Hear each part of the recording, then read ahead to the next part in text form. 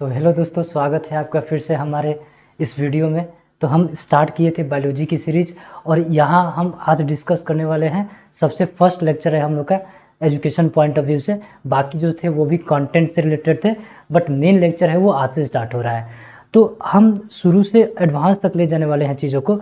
तो सबसे पहले हम समझते हैं कि भाई लेवल ऑफ बायोलॉजिकल ऑर्गेनाइजेशन क्या है। जैसे कि हमारे पृथ्वी पे डिफरेंट क्या है, हियरार्की है, लेवल है। तो जब हम एटम से बात करेंगे तो सबसे पहले हमें एटम तो सबसे छोटी यूनिट हो गई, मैटर की सबसे छोटी यूनिट हो गई एटम। बट एटम से हमारे क्या बनते हैं, एटम से हमारे बनते हैं मॉलिक्यूल।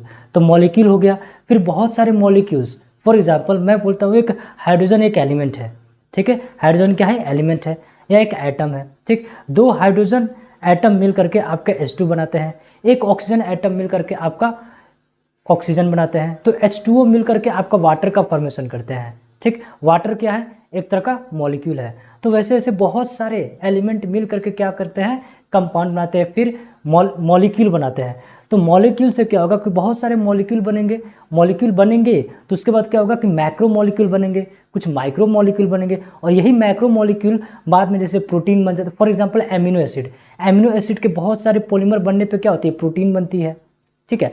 तो बहुत सारे मैक्रो मॉलिक्यूल बनेंगे तो कोई प्रोटीन बनेगा, कोई लिपिड बनेगा, कोई हार्मोन बनेगा, कोई फैट बनेगा, ठीक है। तो बहुत सारे ऐसे हमारे क्या बनेंगे, मॉलिक्यूल बनेंगे, फिर वो कंपाउंड बनेंगे। जैसे ग्लूकोज C6H12O6, ये एक तरह का क्या है, कंपाउंड है, ठीक। तो ये सब क्या करेंगे, मॉलिक्यूल्स बनेंगे। बहुत सारे मॉलिक्यूल्स बनते हैं, बहुत सारे मॉलिक्यूल्स मिलते हैं तो जाके एक आपका कंपाउंड बनेगा या मैक्रो मॉलिक्यूल बनेगा, लिपिड प्रोटीन। और यही लिपिड प्रोटीन फैट से मिल करके हमारा ऑर्गेनल के डिफरेंट पार्ट्स बनते हैं, ठीक है। जैसे अगर सेल की बात करें तो सेल के जितने भी ऑर्गेनल्स हो गए, माइटोकॉन्ड्रिया हो गए, क्लोरोप्लास्ट हो गए, एंडोप्लाज्मिक रेटिकुलम हो गया, गोल्जी बॉडी हो गया, लाइसोसोम हो गया, पेरोक्सिसोम हो गया, ठीक। एंडोप्लाज्मिक रेटिकुलम हो गया, smooth endoplasmic reticulum, rough endoplasmic reticulum, nucleus, ठीक। ये सारे के सारे जो कंटेंट है ये आपके किसके, प्रोटीन से मैक्सिमम बने होते हैं। किससे, प्रोटीन से मैक्सिमम बने होते हैं, लिपिड से बने होते हैं। बट ये लिपिड और प्रोटीन बने कैसे हैं, तो सारे मॉलिक्यूल से ही बने हुए हैं, है कि नहीं। तो बहुत सारे मॉलिक्यूल से बने हुए हैं और यही सारे मॉलिक्यूल बन के हमारा एक स्ट्रक्चर बनाते हैं जिसको हम लोग बोलते हैं ऑर्गेनेल्स। और बहुत सारे ऑर्गेनेल्स मिल करके हमारे क्या बनाते हैं, सेल बनाते हैं। दो तरह के सेल हो सकते हैं, डिफरेंट टाइप पे। अगर on the basis of nucleus की बात करेंगे तो प्रोकैरियोटिक यूकैरियोटिक सेल होते हैं। On the basis of number of cell की बात करेंगे तो यूनिसेलुलर मल्टीसेलुलर होते हैं, ठीक। तो ये हमारे सेल हो गए। अब बहुत सारे ग्रुप ऑफ सेल्स मिलते हैं तब जाके हमारी ये क्या बनती है, टिश्यू बनती है। क्या बनती है, टिश्यू बनती है। और बहुत सारे टिश्यूज मिलते हैं तब जाके हमारे क्या बनते हैं, एक ऑर्गन का फॉर्मेशन होता है। और बहुत सारे ऑर्गन्स मिलते हैं तब हमारा एक ऑर्गन सिस्टम का फॉर्मेशन होता है। जैसे कि डाइजेस्टिव सिस्टम हो गया, रेस्पिरेटरी सिस्टम हो गया, एक्सक्रीटरी सिस्टम हो गया, नर्वस सिस्टम हो गया, ठीक। ये सारे के सारे न्यूरल सिस्टम हो गया, ठीक। ये सारे के सारे हमारे क्या है, ऑर्गन सिस्टम है। और ये सारे ऑर्गन सिस्टम से ही मिलकर के हमारा एक ऑर्गेनिज्म का फॉर्मेशन होता है या एक बॉडी का फॉर्मेशन होता है। तो उसको क्या बोलते हैं, एक ऑर्गेनिज्म। ऑर्गेनिज्म किसको बोलेंगे, इंडिविजुअल लिविंग थिंग्स, उसको हम क्या बोलेंगे, ऑर्गेनिज्म बोलेंगे। और बहुत सारे सेम स्पेसीज के ऑर्गेनिज्म जो एक दूसरे से इंटरब्रीड कर सकते हैं, याद रखिएगा, सेम स्पेसीज के ऑर्गेनिज्म जो एक दूसरे के इंटरब्रीड कर सकते हैं, एक पार्टिकुलर एरिया में रहते हैं, उसको हम लोग बोलते हैं पॉपुलेशन। क्या बोलते हैं, पॉपुलेशन बोलते हैं। वो इंटरब्रीड होने चाहिए अपने पॉपुलेशन में। बहुत सारे individual of the same species interbreed जो एक दूसरे से कर सकते, एक पार्टिकुलर एरिया में रहते हैं, उसको क्या बोलेंगे, पॉपुलेशन। अब ये जो पॉपुलेशन है, डिफरेंट स्पेसीज, ठीक। जैसे कि प्लांट्स हो गए, मशरूम हो गया, फंगस हो गया, एनिमल हो गया, ठीक, बैक्टीरिया हो गया, ये सारे मिल करके हमारी क्या बनाती है, एक पार्टिकुलर एरिया में कम्युनिटी बनाती है। क्या बनाती है, कम्युनिटी बनाती है। और ये सारे कम्युनिटी मिल करके ही हमारा क्या बनाते हैं, एक इकोसिस्टम बनाते हैं। ये सब क्या है, कम्युनिटी सारी लिविंग एंटिटी है। क्या है, लिविंग एंटिटी है। और ये सारे मिलकर हमारा क्या बनाते हैं, एक इकोसिस्टम बनाते हैं। और इकोसिस्टम क्या होता है, हमारे इकोसिस्टम में ध्यान से देखिए, हमारे इकोसिस्टम में आपके एबायोटिक फैक्टर्स भी रहते हैं और बायोटिक फैक्टर्स भी रहते हैं। एबायोटिक फैक्टर्स में आप देखो क्या है, वाटर है, सॉइल है, एयर है, ये सारे के सारे आपके क्या है, एबायोटिक फैक्टर्स है। सनलाइट हो गया, सॉइल के जो न्यूट्रिएंट्स, ये सारे एबायोटिक फैक्टर्स है। बायोटिक फैक्टर्स में आपके क्या आ जाएंगे, आपके जो ये प्लांट्स हो गए, ट्रीज हो गए, एनिमल्स हो गए, बर्ड्स हो गए, टाइगर हो गए, ये जितने फिश हो गई, ये सारे के सारे क्या है, बायोटिक फैक्टर्स है। जितने भी बायोटिक फैक्टर्स है वो सारे एबायोटिक फैक्टर से इंटरेक्ट करते हैं। क्या करते हैं, इंटरेक्ट करते हैं और एक तरह का सिस्टम का फॉर्मेशन करते हैं जिसको बोलते हैं इकोसिस्टम। ठीक, और यही इकोसिस्टम मेंटेन करता है हमारे बायोस्फीयर को। ठीक, देखिए ये हमारी है पृथ्वी, कितनी सुंदर है पृथ्वी हमारी। अब ध्यान से देखिए तो यहाँ हमें एक कॉन्टिनेंट का एक लैंडमास मिलेगा और हमारे ये पूरे जो आप देख रहे हो ये क्या है, ओशन है। ओशन में आपको सी मिलेंगे, ठीक, रिवर मिलेंगे, लेक्स मिलेंगे, ये हमारा सारा पार्ट हाइड्रोस्फीयर का है। ठीक, तो कॉन्टिनेंट का लैंडमास हो गया, ठीक, वाटर का जो स्फीयर हो गया, ठीक, फिर इसके पास जो होंगे वो एयर की एक ब्लैंकेट की तरह जो स्फीयर रहती है उसको एटमॉस्फेयर बोलते हैं। तो बायोस्फीयर जनरली 3 कंपोनेंट से मिलकर बनता है जिसको बोलते हैं लिथोस्फीयर। लिथोस्फीयर आपके कैसे कैसे बनते हैं भाई, तो लिथोस का मतलब होता है रॉक और सॉइल। ठीक, क्या होता है लिथोस, ये सब ग्रीक वर्ड है। लिथोस का मतलब होता है रॉक और सॉइल। तो सॉइल हो गया, रॉक हो गया, हमारा लैंड मास हो गया, क्रस्ट हो गया, ये सारे के सारे पृथ्वी की जो अपर सरफेस होती है, क्रस्ट जिसको बोलते हैं, वो सारे लिथोस्फीयर का पार्ट है। जिस बिल्डिंग पे हम लोग रहते हैं वो सारे क्या है, लिथोस्फीयर का पार्ट है। लैंड मास लिथोस्फीयर का पार्ट है। ठीक, हाइड्रोस्फीयर में आपके रिवर आ गए, ओशन आ गए, लेक आ गए, ठीक, ग्लेशियर आ गए। ठीक, ये सारे के सारे किसके पार्ट है, हाइड्रोस्फीयर के पार्ट है। हाइड्रोस का मतलब होता है वाटर। ठीक, तो ये सारे के सारे का मतलब क्या आ गए, आपके हाइड्रोस्फीयर में आ गए। एटमॉस्फेयर में क्या आ गए, आपके एयर आ गए। ट्रोपोस्फीयर से लेकर स्ट्रेटोस्फीयर, मेसोस्फीयर, थर्मोस्फीयर, ये सारे एटमॉस्फेयर के पार्ट है और ये तीनों मिल करके एक बायोस्फीयर का फॉर्मेशन करते हैं। ठीक, तो ये क्या है, हमारा बायोस्फीयर है। अब आते हैं एटम्स और मॉलिक्यूल को समझते हैं, क्योंकि हमें पता है एटम से मॉलिक्यूल बनता है, मॉलिक्यूल से कंपाउंड बनता है, कंपाउंड से एक ऑर्गेनेल का फॉर्मेशन हो सकता है, ऑर्गेनेल से सेल बनते हैं, सेल से एक टिश्यू बनता है, टिश्यू से ऑर्गन बनता है, ऑर्गन से ऑर्गन सिस्टम, ऑर्गन सिस्टम से एक बॉडी का फॉर्मेशन, और फिर वो बहुत सारे इंडिविजुअल मिलकर एक ऑर्गेनिज्म का फॉर्मेशन होगा। ऑर्गेनिज्म बहुत सारे मिलेंगे तो पॉपुलेशन बनाएंगे, पॉपुलेशन बहुत सारे मिलेंगे बहुत डिफरेंट स्पीसीज के तो आपकी कम्युनिटी बनाएगी, और कम्युनिटी क्या होगी, एक दूसरे से एबायोटिक फैक्टर से इंटरेक्ट होंगे तो उसको इकोसिस्टम बोलते हैं। और एटमॉस्फेयर, लिथोस्फेयर और हाइड्रोस्फेयर मिल करके आपका क्या बनाएंगे, बायोस्फीयर बनाते हैं। तो सबसे पहले हम स्टार्ट करते हैं एटम क्या है भाई, और एटम से सबसे बड़ी चीज़ भाई मैटर क्या है। ये जितने भी यूनिवर्स आप देख रहे हो, ये मिल्की वे, गैलेक्सीज, पूरा स्पेस खाली है। स्पेस में कोई भी चीज़ नहीं है, सबका खाली का खाली है। एक छोटा सा डॉट भी यहाँ एक प्लैनेट और स्टार हो सकता है। ठीक, तो ये जितने भी यूनिवर्स में आप चीज़ें देख रही हो, मिल्की वे से लेकर गैलेक्सी तक, गैलेक्सी से लेकर सोलर सिस्टम तक, सोलर सिस्टम से लेकर प्लैनेट तक, प्लैनेट से लेकर आपके ह्यूमन बॉडी तक, आपके ह्यूमन बॉडी से लेकर एक सेल तक, एक सेल से लेकर एक पेन तक, एक पेन से लेकर लैंड तक, एक लैंड से लेकर कंप्यूटर तक, हर चीज़ जो है उसको मैटर बोलते हैं। क्या बोलते हैं, मैटर बोलते हैं। तो भाई मैटर किसको बोलते हैं, तो मैटर क्या होता है, मैटर कोई भी ऐसी चीज़ जिसके पास अपना मास हो, कोई भी ऐसी चीज़ जिसका अपना कोई मास हो और वो एक वॉल्यूम, या जिसके पास एक स्पेस है वो एक वॉल्यूम ऑक्युपाई कर सके, उसको हम लोग क्या बोलेंगे, मैटर बोलेंगे। ठीक, तो कोई भी ऐसी चीज़ जिसके अंदर उसका मास हो, मास किसको बोलेंगे, अमाउंट ऑफ मैटर, मतलब अमाउंट ऑफ स्टफ उसके अंदर कितना है। ठीक, जैसे मैं आइसक्रीम लिया, उस आइसक्रीम के अंदर मैंने कोन डाला, वनीला का फ्लेवर का, उसमें क्रीम डाला। ठीक, तो वो जो कोन है उसके अंदर स्पेस होता है, वॉल्यूम होता है, कोन शेप, उसके अंदर मैंने उसको कितना क्रीम उसके अंदर फिल किया, कितना क्रीम फिल किया, वो क्या है, आपका स्पेस है। वॉल्यूम क्या हो भाई, टाइनी स्पेस जो होती है उसको क्या बोलते हैं, वॉल्यूम बोलते हैं। जिसके अंदर आप कोई सामान रख सको वो क्या है, स्पेस है। मास क्या हो जाएगा, अमाउंट ऑफ सब्सटेंस, हमारे उसके अंदर कितने सब्सटेंस है। याद रखना मास और वेट में अंतर है। वेट जो होता है वो ग्रेविटी के फोर्स के अनुसार डिसाइड होता है।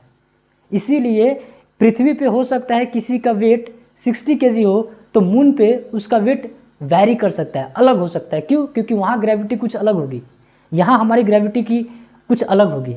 तो डिफरेंट प्लैनेट्स की ग्रेविटी अलग अलग होने के कारण हमारे वेट भी वैरी कर सकते हैं डिफरेंट प्लैनेट्स पे, जबकि मास चेंज नहीं हो सकता। मास अमाउंट ऑफ सब्सटेंस जितना है वो चेंज नहीं हो सकता।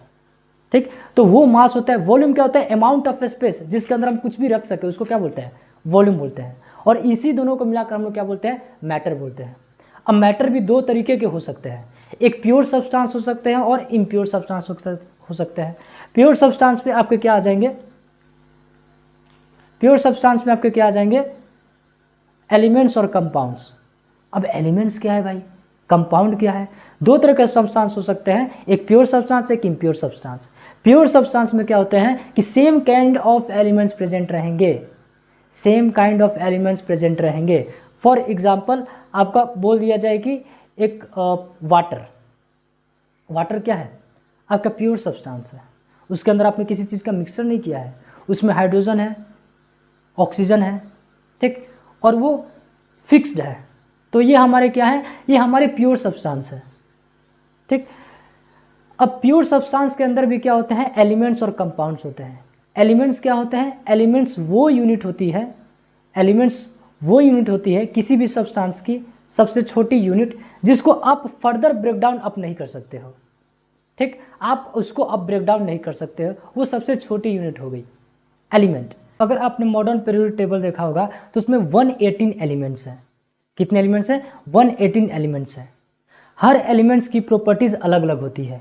कार्बन एक अलग एलिमेंट है, सोडियम एक अलग एलिमेंट है, कॉपर एक अलग एलिमेंट है, पोटेशियम एक अलग एलिमेंट है, हाइड्रोजन एक अलग एलिमेंट है, ऑक्सीजन एक अलग एलिमेंट है।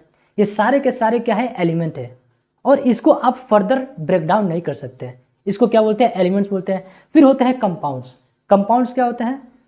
जो दो या दो से अधिक एलिमेंट से मिल करके बने होते हैं उसको क्या बोलते हैं? कंपाउंड बोलते हैं। फॉर एग्जाम्पल यहाँ वाटर का केमिकल है H2O, ठीक, हाइड्रोजन और ऑक्सीजन है, तो हाइड्रोजन एक एलिमेंट है, ऑक्सीजन एक एलिमेंट है, बट हाइड्रोजन का 2 एटम, ऑक्सीजन का 8 एटम, ये दोनों फिक्स प्रोपोर्शन में, जहां भी वाटर आपको मिलेगा ये दोनों फिक्स प्रोपोर्शन में प्रेजेंट रहेंगे, तो इसको क्या बोलेंगे? कंपाउंड बोलेंगे। उसी तरह सोडियम क्लोराइड, जिसको नमक या टेबल सॉल्ट बोलते हैं, ये सोडियम क्लोराइड जो है वो भी आपकी फिक्स प्रोपोर्शन है, 1:1 रेशियो में प्रेजेंट है, और जहां भी आप नमक देखोगे 1:1 रेशियो में ही प्रेजेंट रहेगा, दैट इज कॉल्ड कंपाउंड। उसी तरह ग्लूकोज का देखो C6H12O6, मतलब 1:2:1, ये हमारा रेशियो है, ठीक। ये जहां भी आप कंपाउंड पाओगे वो ऐसा ही मिलेगा आपको, ठीक। तो भाई आपके कंपाउंड क्या होता है? कंपाउंड को आप फर्दर ब्रेक डाउन कर सकते हो, कंपाउंड को आप ब्रेक डाउन कर सकते हो, और ये एक या एक से अधिक, मतलब दो या दो से अधिक एलिमेंट से मिलकर के बने होते हैं, ठीक। तो ये हो गया प्योर सब्सटेंस, जिसमें आते हैं एलिमेंट्स और आते हैं कंपाउंड्स। अब ये जो एलिमेंट्स होते हैं, याद रखिएगा हमारे मॉडर्न पीरियोडिक टेबल में टोटल 118 एलिमेंट्स हैं, और मैं आपको बता दूं कि टोटल हमारे अर्थ में, टोटल हमारी पृथ्वी पे नेचुरली 92 एलिमेंट्स पाए जाते हैं, और उस 92 एलिमेंट्स में से 25 एलिमेंट्स जो ऐसे हैं जो कि हमारे ह्यूमन बॉडी के अंदर भी पाई जाती है। कहने का मतलब ये हुआ कि हमारे नेचर में 92 एलिमेंट्स ऑलरेडी पाई जाती है नेचुरली, ठीक। अब उस 92 एलिमेंट्स में से 25 एलिमेंट्स ऐसे हैं जो कि हमारे बॉडी का फॉर्मेशन के लिए रिस्पॉन्सिबल है, मतलब उसी 25 एलिमेंट से हमारी पूरी बॉडी का फॉर्मेशन हुआ है, समझ रहे हो, ठीक। अब उस 25 एलिमेंट्स में क्या क्या है भाई? तो एक तो ऑक्सीजन आपका 65% है, हमारा बॉडी में ऑक्सीजन है वो 65% है, कार्बन 18.5% है, हाइड्रोजन 9.5%, नाइट्रोजन 3.3%, उसके अलावा आपके पास कैल्शियम हड्डियों के अंदर जो होती है 1.5%, फॉस्फोरस एडेनोसिन ट्राइफॉस्फेट याद, उसमें फॉस्फोरस है, हमारी डीएनए न्यूक्लिक एसिड के अंदर फॉस्फोरस है 1% के आसपास, पोटेशियम 0.4%, ठीक, सल्फर 0.3%, सोडियम 0.2%, क्लोरीन 0.2%, मैग्नीशियम 0.1%, और ये सारे आपके ट्रेस एलिमेंट्स हैं जो कि बहुत रेयर अमाउंट में पाए जाते हैं, boron, vanadium, tin, manganese, selenium, molybdenum, chromium, cobalt, fluorine, silicon, iron, iodine, zinc, copper. Iron आपको पता है आरबीसी के लिए कितना जरूरी रहता है, ठीक। तो ये सारे के सारे, आयोडीन हमें पता है कि भाई आयोडीन हमें थायरॉक्सिन हार्मोन के लिए बहुत ज़रूरी है, हमारे अगर आयोडीन की कमी होती है तो हमें ग्वाइटर के डिजीज से सफ़र करने का देखने को मिलता है, ठीक। तो ये सारे के सारे हमारे ह्यूमन बॉडी में जो कि इसेंशियल है, 25 एलिमेंट्स जो कि बहुत ज़्यादा इसेंशियल है हमारे बॉडी का फॉर्मेशन करने के लिए, और प्लांट्स में तो 25 नहीं, ओनली 17 एलिमेंट्स ही है जो कि रेस्पॉन्सिबल है, पूरे इसेंशियल एलिमेंट्स है। प्लांट्स में क्या है इसेंशियल एलिमेंट्स, तो कार्बन हो गया, ऑक्सीजन हो गया, हाइड्रोजन हो गया, nitrogen, phosphorus, potassium, calcium, magnesium, sulphur, ये आपके 9 मैक्रो न्यूट्रिएंट्स हो गए। और 8 माइक्रो न्यूट्रिएंट्स हो, जिसमें आयरन आते हैं, मैंगनीज आती है, zinc, boron, copper, molybdenum, chlorine और निकल। ये प्लांट के अंदर 17 इसेंशियल एलिमेंट्स हैं, जिससे पूरी की पूरी प्लांट की फॉर्मेशन होती है, पूरे प्लांट की फॉर्मेशन होती है इस ओनली 70 एलिमेंट्स में, और पूरे ह्यूमन बॉडी की फॉर्मेशन होती है ओनली दिस 25 एलिमेंट्स है, समझ रहे हो। और नेचर में ऑलरेडी 92 एलिमेंट्स हमारे पाए जाते हैं। इसका मतलब जो क्रस्ट के अंदर, मतलब अर्थ क्रस्ट के अंदर जितने भी एलिमेंट्स हैं, क्या हम उसी एलिमेंट से बने हैं? बात सही है, एकदम बात सही है। जितने एलिमेंट्स आपके अर्थ क्रस्ट में पाए जाते हैं, उतनी ही एलिमेंट्स हमारे बॉडी में भी पाई जाती है। इसका मतलब यूनिवर्स में जितने भी आपके मैटर हैं, वो सारे मैटर क्या हमारे बॉडी के अंदर है? सारे नहीं बोल सकते, बट यूनिवर्स में जितने मैटर होंगे, एग्जैक्ट सेम टाइप का मैटर हमारे अंदर भी प्रेजेंट है। इसीलिए एटम को सबसे छोटी यूनिट माना जाता है। एटम को क्या बोला जाता है? सबसे छोटी यूनिट। ध्यान देखिए, ये एक ह्यूमन बॉडी है और ये आपका कॉस्मोस है या यूनिवर्स है।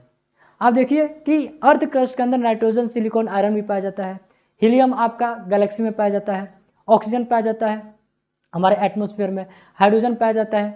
ठीक, ये सारी चीज़ें हमारे तो एटमॉस्फेयर अर्थ क्रस्ट के आसपास ही पाई जाती है, और वही सारी चीज़ें हमारे बॉडी के अंदर भी पाई जाती है। हाँ, प्रोपोर्शन कभी ज़्यादा हो सकता है, कभी कम हो सकता है, बट वो एलिमेंट पाया जरूर जाता है। ठीक, इसका मतलब जिससे यूनिवर्स बना है उसी से हम बने हैं, समझ रहे हो। मतलब हमारे बॉडी की भी सबसे छोटी यूनिट, हम तो सेल बोलते हैं, लेकिन अगर केमिकल लेवल पे जाएंगे तो सबसे छोटी यूनिट होती है एटम। ठीक, आगे बढ़ते हैं।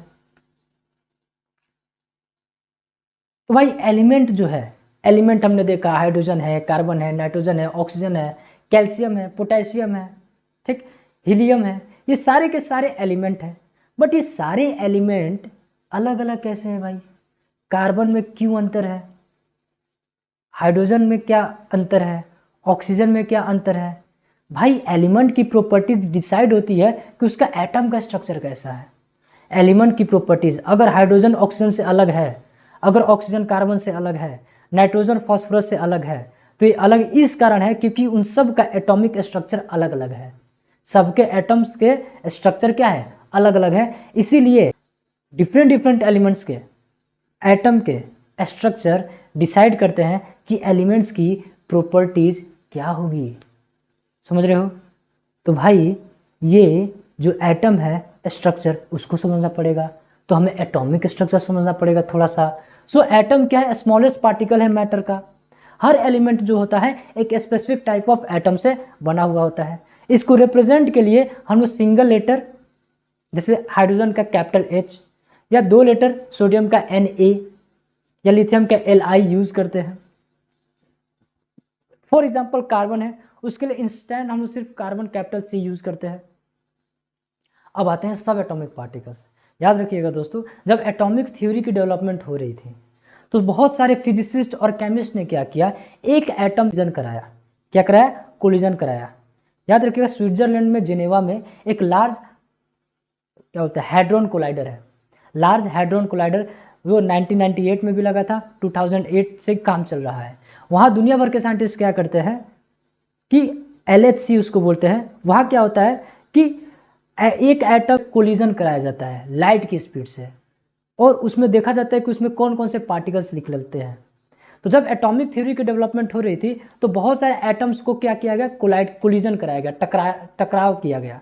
बहुत सारे एटम्स एक दूसरे से टकराव किए गए। ठीक, टकराने से क्या हुआ कि उसके अंदर से बहुत से हंड्रेड्स ऑफ पार्टिकल्स निकले। क्या निकले? हंड्रेड्स ऑफ पार्टिकल्स निकले। ठीक, जहीं क्वार्क्स है, इलेक्ट्रॉन है, प्रोटॉन है, न्यूट्रॉन है, गॉड्स पार्टिकल है, समझ रहे हो, बहुत सारे पार्टिकल्स निकले। लेकिन उसमें सबसे ज़्यादा रिलेवेंट पार्टिकल था वो हमारा था प्रोटॉन, न्यूट्रॉन और इलेक्ट्रॉन। प्रोटॉन क्या है भाई? प्रोटॉन क्या है? ये पॉजिटिवली चार्ज होता है जो न्यूक्लियस के बीच में प्रेजेंट रहता है, और जो न्यूट्रॉन होता है उसके अंदर कोई भी चार्ज नहीं होता है, वो न्यूट्रल होता है, और ये भी प्रोटॉन के साथ ही रहता है न्यूक्लियस के अंदर। और जो हमारा इलेक्ट्रॉन है वो निगेटिवली चार्ज होता है, और वो क्या करता है कि हमारे न्यूक्लियस के चारों बगल, मतलब एटम के न्यूक्लियस के चारों बगल वो ऐसे ऑर्बिट में घूमते रहता है। क्या करता है? घूमते रहता है, चक्कर लगाते रहता है। ठीक है, तो प्रोटॉन और जो न्यूट्रॉन होते हैं वो आपके एटम की न्यूक्लियस का फॉर्मेशन करते हैं। ठीक, फिर electrons are held around the nucleus by attraction between opposite charges. तो जो इलेक्ट्रॉन है और जो प्रोटॉन बीच में है, तो पॉजिटिव निगेटिव एक दूसरे से क्या होंगे? अट्रैक्ट होते हैं। तो वो एक दूसरे से क्या होते हैं? एक दूसरे से बंधे हुए रहते हैं, अट्रैक्ट हुए रहते हैं। लेकिन ऐसा नहीं कि आकर अट्रैक्ट हो गए, मिल गए, ऐसा नहीं होता है। बट एक दूसरे से वो अट्रैक्ट होते रहते हैं और इसी तरह उनका पूरा फेज बना रहता है, पूरा ऑर्बिट बना रहता है। ठीक, ये देखिए ध्यान से, ये मॉडर्न इलेक्ट्रॉन क्लाउड का डिस्क्रिप्शन है। मतलब जनरली होता क्या है कि इलेक्ट्रॉन ऐसे स्पार्क करते हैं, वो क्लाउड का फॉर्मेशन करते हैं। ठीक, ये इलेक्ट्रॉन ऑर्बिटल थ्योरी है जो कि हम लोग थ्योरी पढ़ते समय हम लोग डिस्कस करते रहते हैं। ठीक, अब आते हैं, तो न्यूट्रॉन और प्रोटॉन जो है इनकी जो मास है वो आइडेंटिकल है भाई। न्यूट्रॉन और प्रोटॉन की मास है वो आइडेंटिकल है, 1.7 × 10⁻⁴ ग्राम दोनों के होते हैं। बट समस्या ये है कि -24 ग्राम भाई, इसको इस हम मतलब ये इम्प्रैक्टिकल हो जाता है इसको यूज़ करना। ये मास कितना है? -24 ग्राम। इतना कम मास को प्रैक्टिकली यूज़ करना बहुत मुश्किल है। तो इसके लिए सर जॉन डाल्टन के ऑनर में, जो कि एक केमिस्ट थे, उनके ऑनर में क्या किया गया? उनके नाम से एक यूनिट बना दी गई जिसको बोलते हैं डाल्टन, या उसी को बोलते हैं एटॉमिक मास यूनिट। एक डाल्टन जो होता है उसका मतलब ये होता है कि मास ऑफ 1 प्रोटॉन और 1 न्यूट्रॉन। एक प्रोटॉन या एक न्यूट्रॉन की जो मास होती है उसको क्या बोलते हैं? 1 डाल्टन बोलते हैं। फॉर एग्जाम्पल मैं आपको बोलूँ हाइड्रोजन। ठीक, हाइड्रोजन में क्या है भाई? हाइड्रोजन में एक प्रोटॉन ही है, न्यूट्रॉन तो है ही नहीं। ठीक, तो इलेक्ट्रॉन मास जो होता है वो बहुत कम होता है। प्रोटॉन का हो गया, न्यूट्रॉन का आपने देख लिया। ठीक, लेकिन जो इलेक्ट्रॉन होता है उसका मास, उसका जो मास होता है प्रोटॉन न्यूट्रॉन से 2000 1/2000 कम होता है। इसलिए इसको नेग्लेक्ट ही कर दिया जाता है, इसको कंसीडर ही नहीं किया जाता है। इलेक्ट्रॉन को मास को कंसीडर नहीं किया जाता है, इसको कैलकुलेशन में भी इग्नोर करते हैं लोग। ठीक, अब आते हैं एटॉमिक नंबर और मास नंबर। तो एटॉमिक नंबर क्या है भाई? तो number of protons in the nucleus. Nucleus के अंदर कितने प्रोटॉन्स है भाई? एक न्यूक्लियस के अंदर कितने प्रोटॉन्स हैं वो हमारा क्या है? एटॉमिक नंबर है। ठीक, हर एलिमेंट के प्रोटॉन नंबर अलग अलग हो सकते हैं, समझ रहे हो? हाइड्रोजन का प्रोटॉन 1 है। ठीक, हीलियम का प्रोटॉन 2 है, 2 प्रोटॉन है इसलिए वो हीलियम है। अगर उसमें 3 प्रोटॉन आते ना तो वो लिथियम हो जाता है। उसमें अगर 4 प्रोटॉन होते ना तो बेरिलियम हो जाता है, समझ रहे हो? कार्बन के अंदर 6 प्रोटॉन है। तो आप देखो, सिर्फ प्रोटॉन का ही नंबर से, प्रोटॉन क्या एक सब एटॉमिक पार्टिकल्स है, प्रोटॉन के पार्टिकल्स के कारण ही हम ये डिसाइड कर पा रहे हैं कि उसकी एलिमेंट की प्रॉपर्टीज क्या होगी। समझ पा रहे हो? ठीक, आगे बढ़ते हैं। सो एटॉमिक नंबर को क्या बोलते हैं? Number of protons in the nucleus जो प्रेजेंट है। रिटर्न इसको कैसे लिखा जाता है? तो ये फॉर एग्जाम्पल ये देखो, कार्बन का एटॉमिक नंबर कितना है? 6 है भाई। इसके नंबर क्यों 6 है? क्योंकि इसके प्रोटॉन्स, कार्बन के प्रोटॉन्स 6 है। ठीक, इसीलिए इसका एटॉमिक नंबर भी 6 है। ठीक, अब इसका एटॉमिक नंबर क्या है? नंबर ऑफ प्रोटॉन 6 हो गया। तो इसको क्या कहते हैं? इसको क्या बोलते हैं? इसको सबस्क्रिप्ट में लिखते हैं। एटॉमिक नंबर को सबस्क्रिप्ट में लिखते हैं, लेफ्ट साइड की तरफ, एक और एलिमेंट के सिंबल के साइड की तरफ लेफ्ट साइड में इसको लिखा जाता है। फिर एक होता है मास नंबर। तो मास नंबर क्या होता है भाई? तो मास नंबर क्या होता है? जब मास नंबर की बात करेंगे तो total mass of total number of protons plus neutrons in the nucleus. ठीक, टोटल नंबर कितने प्रोटॉन्स के, टोटल प्रोटॉन्स के नंबर कितने हैं प्लस टोटल नंबर न्यूट्रॉन्स कितने, ये हमारी मास नंबर बताती है। और इसको इस साइड लिखेंगे। ठीक, जैसे कि हीलियम, फॉर एग्जांपल इसी कार्बन का ही देख लो। कार्बन का एटॉमिक नंबर कितना है? 6 का मतलब ये हो गया कि कार्बन में 6 प्रोटॉन है। ठीक, लेकिन इसका मास नंबर कितना है भाई? 12। क्यों 12 सर? क्यों? क्योंकि इसके 6 प्रोटॉन प्लस 6 न्यूट्रॉन प्रेजेंट है न्यूक्लियस के अंदर। तो इसको कितने हो गए? 12 हो गए। तो मास नंबर कितना हुआ? 12 हो गया। उसी तरह हीलियम का क्या होगा दोस्त? तो हीलियम का ये होगा कि उसके प्रोटॉन कितने हैं? हीलियम के 2 प्रोटॉन है न्यूक्लियस में। ठीक, लेकिन ध्यान दीजिएगा उसके अंदर प्रोटॉन 2 हैं। ठीक है, और उसके अंदर क्या बोलते हैं, 2 और 2 न्यूट्रॉन भी प्रेजेंट है। 2 प्रोटॉन और 2 न्यूट्रॉन प्रेजेंट है। तो इसीलिए हीलियम को हम लोग बोलते हैं कि ये न्यूट्रल है। ठीक है, न्यूट्रॉन्स क्या होते हैं? एक्चुअली हीलियम क्या है, इसको हम और भी फर्दर क्लासेस में देखेंगे कि हीलियम क्या है। तो नंबर ऑफ न्यूट्रॉन्स क्या होंगे, तो मास नंबर में से एटॉमिक नंबर को घटा दो, मास नंबर जितना है उसमें से एटॉमिक नंबर घटा दो, या ये बोल दो कि मास नंबर में से प्रोटॉन की नंबर कितनी है उतनी घटा दो, ये आपके नंबर ऑफ न्यूट्रॉन्स हो जाएंगे।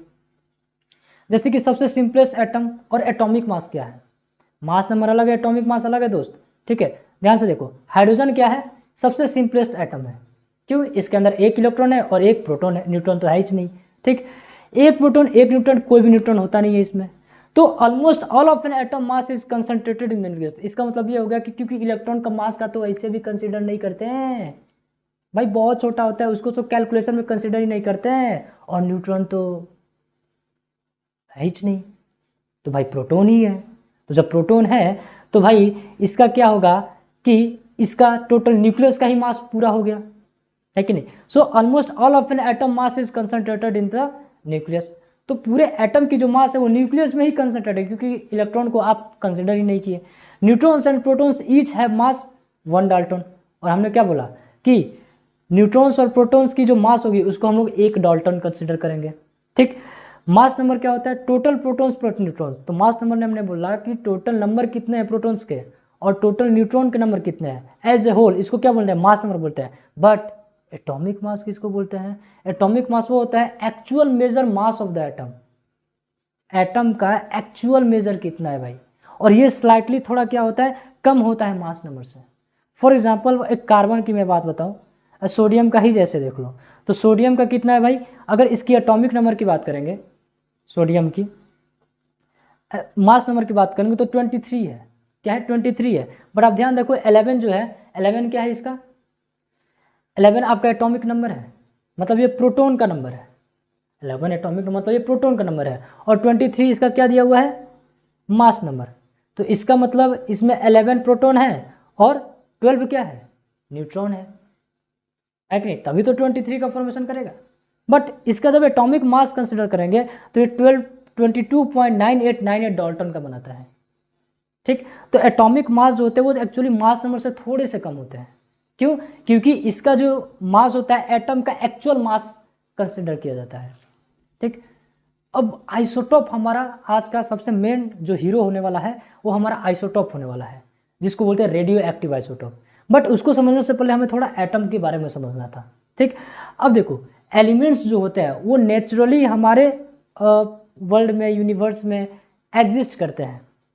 एलिमेंट्स जो होते हैं वो नेचुरली एग्जिस्ट करते हैं बहुत सारे फॉर्म में, वो एक फॉर्म में अवेलेबल नहीं होते हैं, वो बहुत सारे फॉर्म में अवेलेबल होते हैं हमारे यूनिवर्स में, हमारे नेचर, हमारे पृथ्वी के आसपास यार, ठीक है।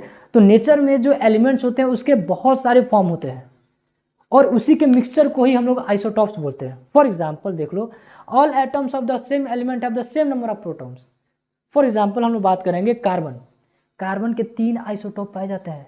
सर ये आइसोटॉप क्या होता है, आइसोटॉप में देखो क्या होता है, कुछ नहीं होता है, सिंपल सा चीज़ है। होता है क्या है कि जितने भी एलिमेंट है इन सब के नंबर ऑफ प्रोटॉन सेम होंगे। फॉर एग्जाम्पल मैं बोलता हूँ कार्बन के 3 आइसोटॉप है, तो कार्बन के जितने भी आइसोटॉप हैं उनकी जो एटॉमिक नंबर होगी वो सेम होगी, मतलब उनके अंदर जो प्रोटॉन होगी वो एग्जैक्ट सेम पाई जाएगी। जैसे कि कार्बन 12, कार्बन 12 में क्या है कि 6 एटॉमिक नंबर, मतलब प्रोटॉन तो 6 ही रहेंगे। कार्बन 13 में भी प्रोटॉन 6 ही रहेंगे, कार्बन 14 में भी प्रोटॉन 6 रहेंगे।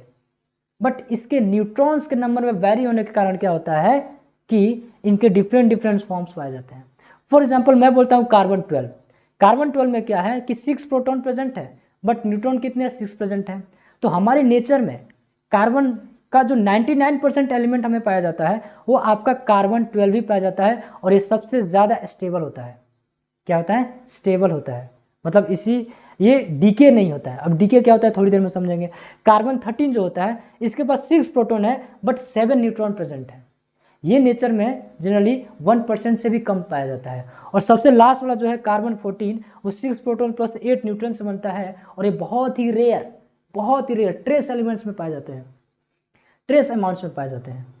लेकिन इसका यूज मेडिकल डायग्नोसिस में, कार्बन डेटिंग में, फोटोसिंथेसिस की जो प्रोसेस थी ना, मेल्विन केल्विन ने जो पहला फर्स्ट स्टेबल कंपाउंड 3PGA बनाया था, उसका यूज रेडियो आइसोटोप के द्वारा ही प्रूव किया गया।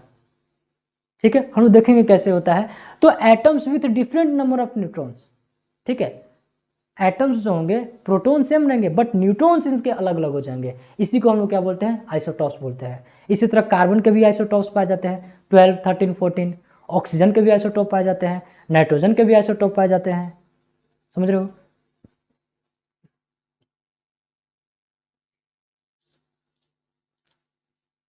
अब आता है stable and radio active isotope. तो मैंने बताया कि कार्बन 12 और कार्बन 13 है, ये स्टेबल आइसोटोप है। इसका मतलब ये होता है कि इनके जो न्यूक्लियस हैं वो डीके नहीं करते हैं, इनके जो न्यूक्लियस होते हैं वो डीके नहीं करते हैं। डीके का मतलब वो घटते नहीं है, वो खत्म नहीं होते हैं, ठीक है, ये स्टेबल है, तो ये डीके नहीं होते, ये खत्म नहीं होते हैं, इनके न्यूक्लियस स्टेबल है, ठीक।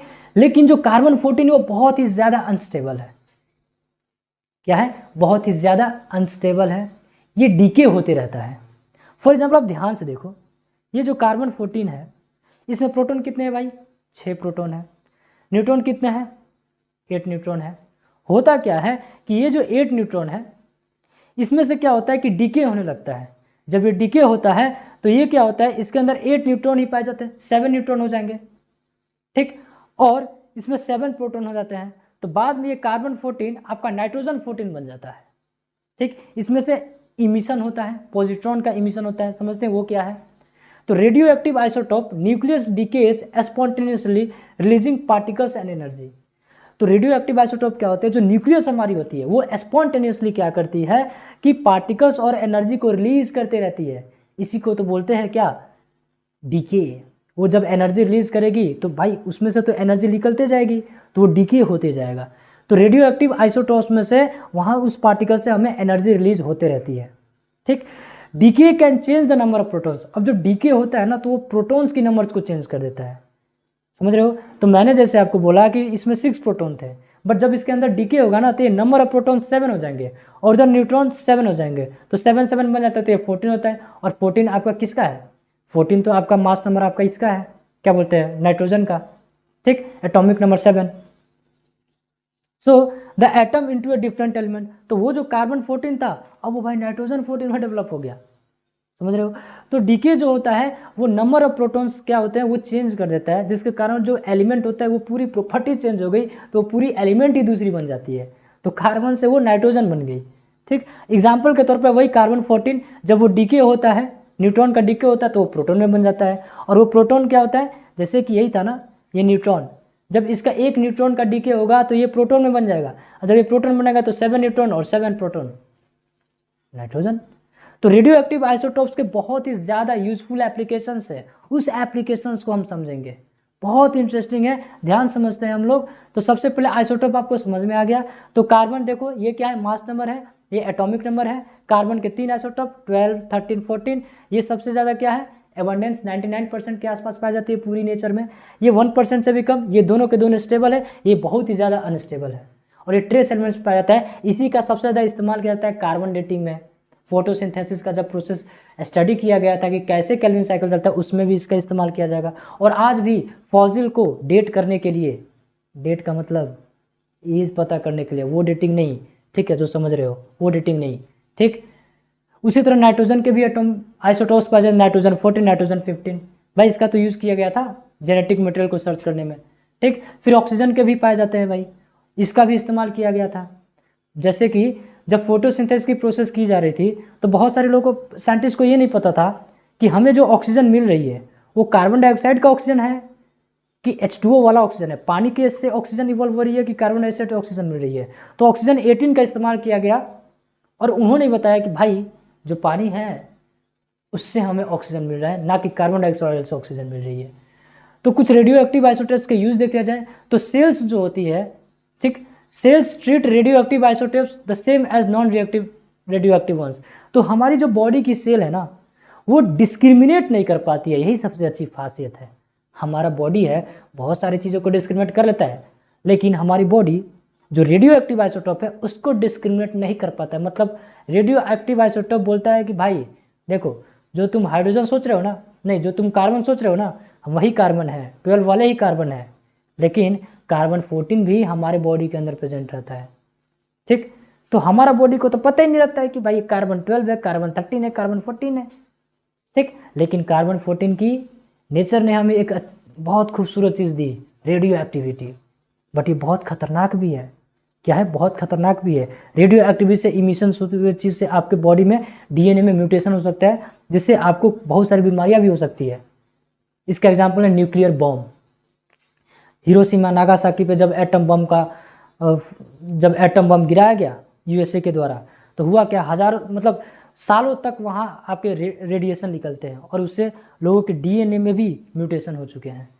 चेरनोबिल में जब ब्लास्ट हुआ न्यूक्लियर पावर प्लांट में, तो वहाँ पूरी एरिया आज भी खंडहर बनी हुई है, क्योंकि वहाँ से रेडिएशन इमिट होते हैं, and that is very harmful for our body. ठीक। So incorporated into biologically active molecules to act as stressors. तो हमारा जो बॉडी है वो डिस्क्रिमिनेट नहीं कर पाता है कि भाई ये जो कार्बन जो है वो कार्बन 12 है कि कार्बन 13 है कि कार्बन 14 है, और यही चीज़ें हमारे लिए फ़ायदेमंद का सौदा हो जाता है, क्योंकि हमारा बॉडी तो बोलता है कि कार्बन है भाई, 6 प्रोटॉन है, बट हम उसका यूजफुल कर सकते हैं, क्योंकि कार्बन 14 क्या है, डीके हो सकता है। समझते हैं कैसे इस्तेमाल किया जाता है। तो इसका कुछ वही है कि जब रेडिएशन निकलेगा तो हमारे सेल को भी डैमेज कर सकता है। मैंने आपको बताया जब डीके होता है, जब डीके होगा तो वहाँ से एनर्जी निकलेगी और वहाँ से रेडिएशन निकलेंगे, और वो रेडिएशन आपके डीएनए के सेल के अंदर उसके जेनेटिक कोड को चेंज कर सकते हैं, और वहाँ से म्यूटेशन होगी और आपको जेनेटिक डिसऑर्डर हो सकती है। हो सकती क्या, होती ही है। ठीक है, आगे बढ़ते हैं। तो सीवियरिटी डिपेंड करता है। अब ये देखो, डिपेंड करता है कि रेडिएशन की अमाउंट कितनी ज़्यादा है। अब देखो ये जो रेडियो एक्टिविटी हम लोग है, इसका हम लोग मेडिकल साइंस में यूज़ करते हैं। देख रहे हैं हम लोग कैसे आएंगे दो चार को। ये मेडिकल साइंस में भी यूज़ करते हैं, बट बहुत ही कम अमाउंट में, जिसको हमारा बॉडी से इम्पैक्ट ना पड़े। अब देखो ये जो डीके वाला जो पार्ट है ना, डीके, ये हर एलिमेंट की अलग अलग प्रॉपर्टीज हो सकती है। कोई हो सकता है 5 सेकंड के लिए ही डीके हो सकता है कोई 5000 साल तक डीके हो सकता है कोई 200 करोड़ साल तक डीके हो सकता है कोई 2 मिनट में डीके कर जाए। समझ रहे हो? तो ये रेडियो एक्टिविटी की जो टेक्नोलॉजी हमने यूनिवर्स से ली है ना, नेचर से ली है, इट्स वेरी वेरी मतलब useful in our medical science. ठीक। तो सिवियरिटी डिपेंड करती है कि भाई अमाउंट ऑफ रेडिएशन एब्जॉर्ब कितना किया। ठीक। अब इसके थ्रेट्स भी हो सकते हैं, भाई radio active fall out, nuclear accident होना। तो एक एग्जांपल देखिए, जैसे कि मान लीजिए कोई इंसान है, कोई पेशेंट गया डॉक्टर के पास, उसको पता नहीं है कि उसको कैंसर है, बट उसको ऐसा फील हो रहा है, उसने चेकअप कराया, बॉडी चेकअप, और उसमें कुछ एबनॉर्मलिटी देखी गई। ठीक। अब उसको डॉक्टर पता करें कि भाई इसके बॉडी में कहीं कैंसर सेल है क्या, इसको कैंसर तो नहीं हो गया है। तो हमारे बॉडी में 2 तरह के नॉर्मल सेल होते हैं, एक तो नॉर्मल सेल होगा, और अगर किसी को कैंसर हुआ तो उसके पास कैंसरस सेल होगा। अब कैंसर सेल और नॉर्मल सेल में अंतर यह है कि जो नॉर्मल सेल है वो एक नॉर्मल मेटाबॉलिज्म को फॉलो करता है, लेकिन जो कैंसर सेल है ना, वो नॉर्मल मेटाबॉलिज्म फॉलो नहीं करता, वो बहुत फास्ट डिवीज़न होता है, उसकी सेल डिवीज़न बहुत फास्ट होती है, बहुत ज़्यादा एनर्जी कंज्यूम करता है, बहुत ज़्यादा ग्लूकोज कंज्यूम करता है, रैपिड उसका डिवीज़न होता है। तो कैंसर सेल बहुत फास्ट डिवाइड होते हैं, बहुत ज़्यादा ग्लूकोज वो यूटिलाइज करते हैं कंपेयर टू नॉर्मल सेल। ठीक। तो अगर किसी को पता करना है कि भाई उसके अंदर कैंसर है कि नहीं, तो क्या होता है कि हमारे पास एक फ्लोरोडिऑक्सी ग्लूकोज एक रेडियो एक्टिव बना के रखा हुआ है। अब देखो कुछ तो रेडियो एक्टिव जो हमें नेचर में मिला, कुछ मेडिकल साइंस ने कुछ रेडियो एक्टिव की चीज़ें बनाई ताकि उसको मेडिकल साइंस में इस्तेमाल कर एज ए ट्रेसर, डिजीज़ को डायग्नोसिस करने के लिए, डिजीज़ को ट्रेस करने के लिए, लोकेट करने के लिए इस रेडियो एक्टिव टेक्निक का यूज़ किया जाता है।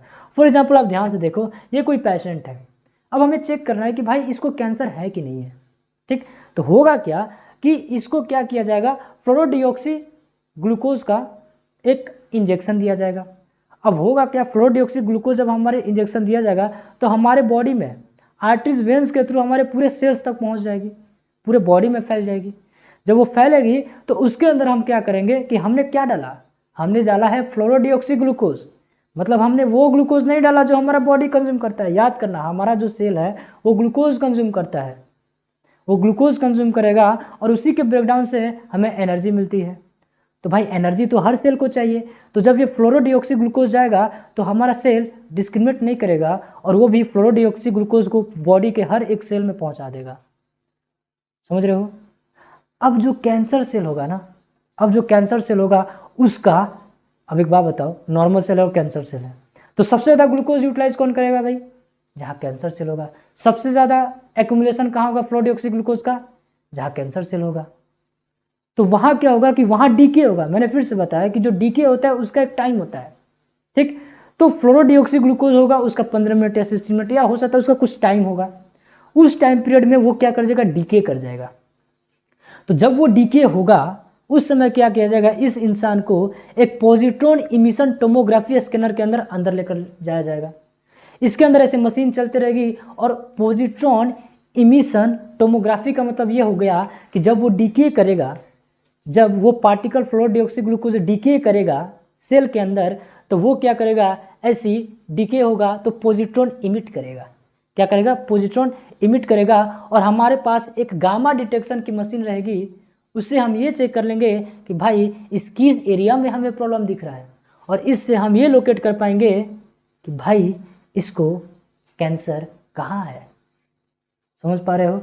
इमेज एनालिसिस किया जाएगा।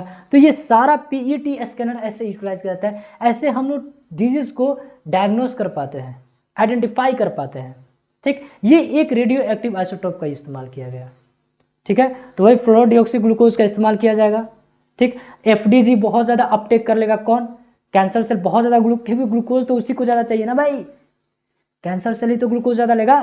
तो उसके बाद क्या होगा? उसको अपटेक करेगा और उसके बाद क्या होगा? वो प्रॉब्लम आने लगी। फिर वहाँ से मशीन के थ्रू ये चेक किया जाएगा कि गामा रेज आ किधर से रहा है और उसे आइडेंटिफाई कर। उसी तरह किडनी डिसऑर्डर को भी ऐसे यूटिलाइज किया जाता है, उसके अंदर भी एक रेडियो एक्टिविटी मतलब इंजेक्ट किया जाता है और फिर किडनी के थ्रू गामा कैमरा के थ्रू उसको भी डिटेक्ट कर लिया जाता है। तो ये तो एक बहुत ही मेडिकल में इस्तेमाल किया जाने वाला बहुत ही यूजफुल टेक्निक है, जो कि यूज होते हैं, आज भी यूज होते हैं। एक होती है रेडियो एक्टिव ऑक्सीजन 18, ये भी रेडियो एक्टिव आइसोटॉप है भाई, ठीक। तो ऑक्सीजन 18 का जैसे मैंने बताया कि रूबेन एंड कामे ने 1941 में आइडेंटिफाई किया। तो सबसे बड़ी समस्या ये थी कि भाई देखो, carbon dioxide, water, chlorophyll, sunlight use करके हमारा ग्लूकोज का फॉर्मेशन होता है, उसके सामने वाटर और ऑक्सीजन मिलती है। समस्या ये है कि कार्बन डाइऑक्साइड में भी ऑक्सीजन है, H2O में भी ऑक्सीजन है, यहाँ ग्लूकोज में भी ऑक्सीजन है, वाटर में भी ऑक्सीजन है, और ऑक्सीजन जो हम यूज़ करते हैं वो भी ऑक्सीजन है। बट हमें कैसे पता चलेगा कि ये जो ऑक्सीजन है जो हम यूटिलाइज कर रहे हैं ये कार्बन डाइऑक्साइड वाला ऑक्सीजन है कि H2O वाला ऑक्सीजन है, ठीक। तो रूबेन एंड कामेन ने इसको रेडियो एक्टिविटी से यूज किया, ठीक। उन्होंने क्या किया? वही ऑक्सीजन 18 का इस्तेमाल किया। जब ऑक्सीजन 18 का इधर इस्तेमाल किया तो देखा कि यार यहाँ तो आ ही नहीं रहा है, ठीक।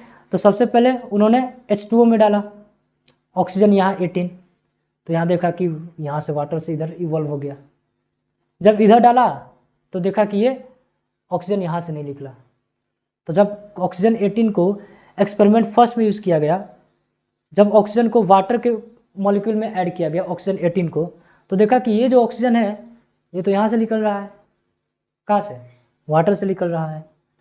जब कार्बन डाइऑक्साइड में ऑक्सीजन डाला गया तो देखा कि नहीं यार, ऑक्सीजन वहाँ से नहीं निकल रहा है।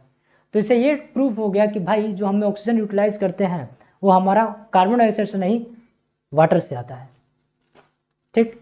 दूसरी बात, फोटोसिंथेसिस में आप देखेंगे कि वही ट्रेसर एलिमेंट मेल्विन केल्विन ने यूज़ किया था।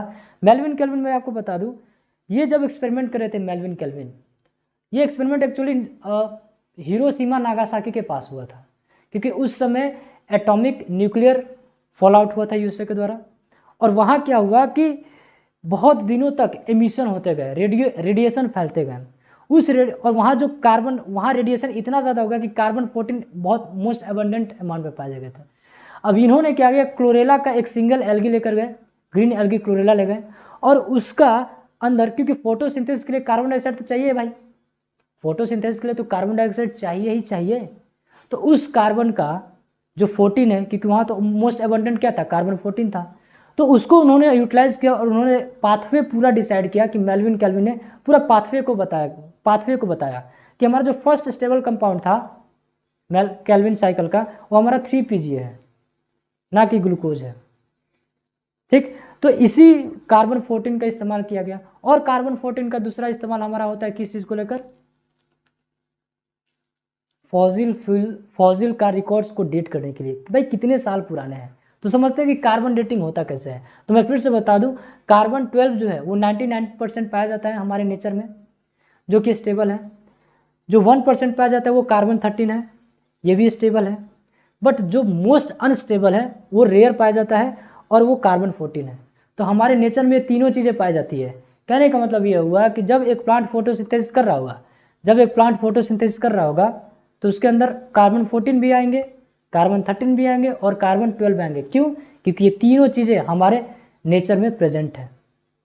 क्योंकि हमारा जो सेल है या प्लांट का सेल है वो डिस्क्रिमिनेट नहीं कर पाता है कि कार्बन 12 है, कार्बन 13 है या कार्बन 14 है।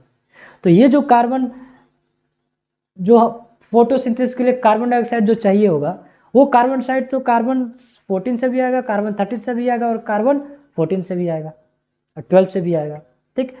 अब फॉर एग्जांपल कार्बन डेटिंग कैसे करते हैं आप ध्यान समझिए। तो मान लीजिए कि ये एक ट्री है। ट्री है क्या? है ही ट्री। ट्री जो है इसके अंदर क्या होगा? फोटोसिंथेसिस करेगा। जब ये फोटोसिंथेसिस करेगा तो इसके अंदर कार्बन 14 होंगे, कार्बन 13 होंगे और कार्बन 12 होंगे।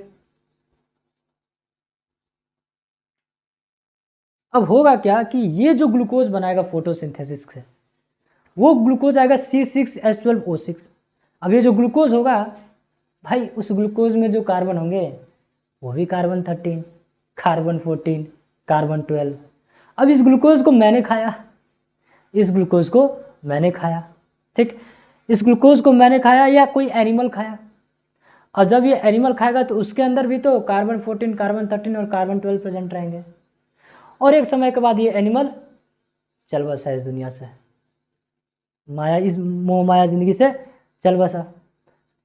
अब कोई साइंटिस्ट आया, ऐसे ही एडवेंचरर लोग घूमते फिरते, अरे ओ चलो क्या है, मस्त गाना सुन रहे हैं धुरंधर का और देख रहे हैं, अरे यार ये तो हड्डी मिला है, चलो भाई पता करते हैं ये हड्डी किस चीज़ का है। अब ये लिविंग ट्री और ये एनिमल मर गया। तुम रास्ते में गए और तुम्हें रास्ते में मिला एक छोटा सा बोन। तो कहता है यार ये किसका बोन है? इंसान का है, जानवर का है, पता करते हैं। तो तुम उस बोन को लाए लेबोरेटरी में। तुम्हें पता कैसे चलेगा कि ये कितनी साल पुरानी है? ठीक, इसी को बोलते हैं कार्बन डेटिंग। तुम्हें आइडेंटिफाई करना है कितनी पुरानी है। तो होता क्या है दोस्त कि अब तुम्हारे पास दो चीज़ें प्रेजेंट है। अब इसके अंदर तुम कार्बन 12 भी मिल जाएगा और कार्बन 14 भी मिल जाएगी, बट कार्बन 14 की अमाउंट बहुत कम होगी। मैं फिर से बताऊं, जो कार्बन 12 है वो तो अभी भी स्टेबल है भाई वो तो डीके करेगा ही नहीं। कार्बन 12 तो अभी भी वैसा का वैसा ही प्रेजेंट रहेगा क्योंकि वो स्टेबल है। अनस्टेबल कौन होगा? वो होगा कार्बन 14। तो एक बात बताओ, जब फॉसिल आएगा उसको चेक किया जाएगा तो उसमें कार्बन की अमाउंट चेक की जाएगी 12 की और कार्बन 14 की। कार्बन 12 की अमाउंट चेक है कि इतना प्रेजेंट है, कोई भी अमाउंट होगा, मान लो कितना प्रेजेंट है। कार्बन 12 का हमने अमाउंट चेक किया, कार्बन 14 का अमाउंट चेक किया। अब जब ये चीज़ें जब ये एनिमल जिंदा था तो उस समय डीके तो नहीं होगा, उस समय तो डीके नहीं हो रहा होगा, उस समय डीके नहीं होता है। ठीक, जब ये मर गया एनिमल तब जाके कार्बन 14 का डीके होना शुरू होगा, लेकिन कार्बन 12 अभी भी स्टेबल है। तो आप एक तरफ कार्बन 12 लो, एक तरफ कार्बन 14 लो। कार्बन 14 जैसे था वैसे अभी भी है, और कार्बन 12 जब मर गया ये एनिमल तब ये डीके हो रहा था। तो इसका अमाउंट जो भी होगा, फॉर एग्जांपल मान लो ये 100 ऐसा कुछ अमाउंट है और ये मान लो 50 हो गया, तो आप बोलोगे कि ये भी 100 होगा, ये भी 100 होगा उस समय। बट अभी क्या हुआ कि ये 50% क्या हो गया? डीके हो चुका है। ठीक, तो इससे आपको एक पता चलेगा कि यार ये कितना डीके हुआ है। और कार्बन 14 का हाफ लाइफ डीके 5730 ईयर्स का होता है। कितना? 5730 ईयर्स का होता है। तो 100% था, ठीक, 50% डीके हुआ तो हमने बोला 5730 ईयर्स का है, कंपेयर किया। जब उसमें 25% हमें कार्बन 14 मिलेगा तो हम बोलेंगे भाई ये तो कितना है? 11,460 ईयर्स है। 12.5% मिलेगा तो उसके हिसाब से आप बोलोगे 30,000 या 40,000 के रेंज में मिलेगा। बट पता है क्या, कार्बन डेटिंग से सिर्फ आप 75,000 से 90,000 ईयर्स बैक एनिमल्स के ही आप डेटिंग कर सकते हो। लेकिन सर हमें कैसे पता चला कि डायनासोर 55 मिलियन ईयर्स पहले आए थे, या ये जो मून है ये इतना पुराना है, हमारा अर्थ का फॉर्मेशन 4.5 बिलियन ईयर्स पहले हुआ, इतना हमें कैसे पता?